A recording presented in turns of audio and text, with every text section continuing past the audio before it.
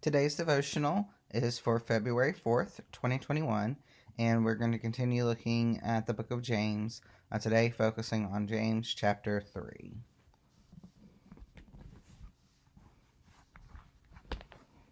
James chapter 3 says, "Not many of you should become teachers, my brothers and sisters, for you know that we who teach will be judged with greater strictness.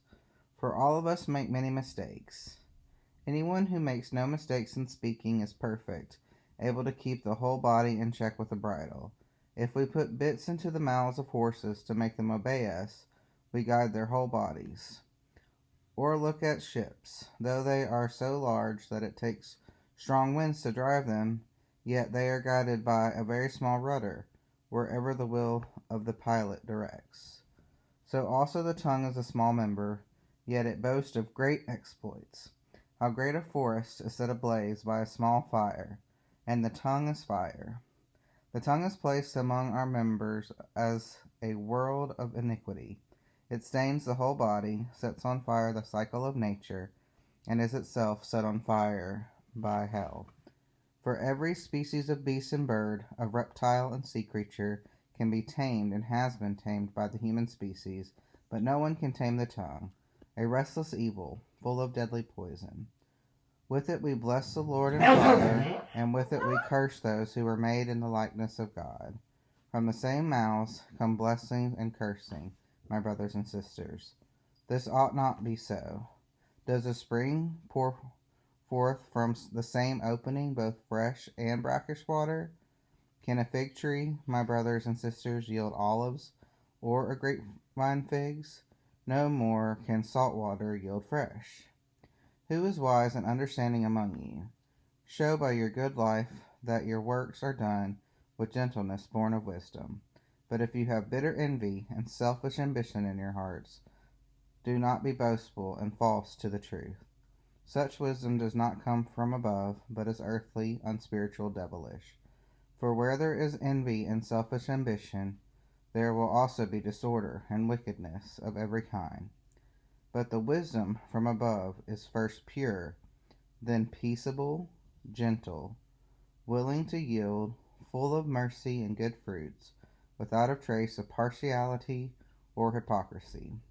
And a harvest of righteousness is sown in peace for those who make peace." So, chapter 3, for me, two major things stand out. One, of course, is the discussion about how we can our speech is important for ourselves and for others, and that can be considered part of the actions, in my opinion, from chapter 2, and what we're saying to others, and how that saying has to go with action. But the part that really sticks out to me the most about chapter 3 is the end of chapter 3, and what are we supposed to do with our words to help also guide our actions, and this conversation about how it brings peace to ourselves and to others when we are speaking with God in mind. And so I just like to read those again. That's in my notes for this last part. For where there is envy and selfish ambition, there will be disorder and wickedness of every kind. But with wisdom above is first pure, then peaceable, gentle, willing to yield, full of mercy and of good fruits, without a trace of partiality or hypocrisy. And a harvest of righteousness is sown in peace for those who make peace. So to me, what I had not necessarily put together before reading James chapter 3 was this relationship between wisdom and peace.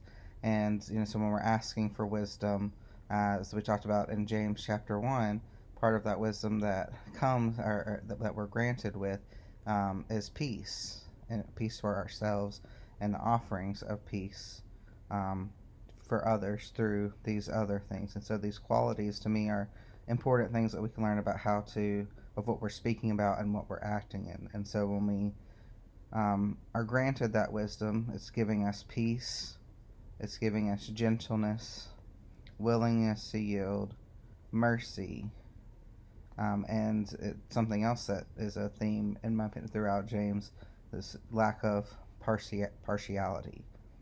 And so my ask or reflection for today is for us to be granted with this wisdom that includes these qualities of peace, gentleness, lacking of impartiality, and again, willingness to listen before we speak.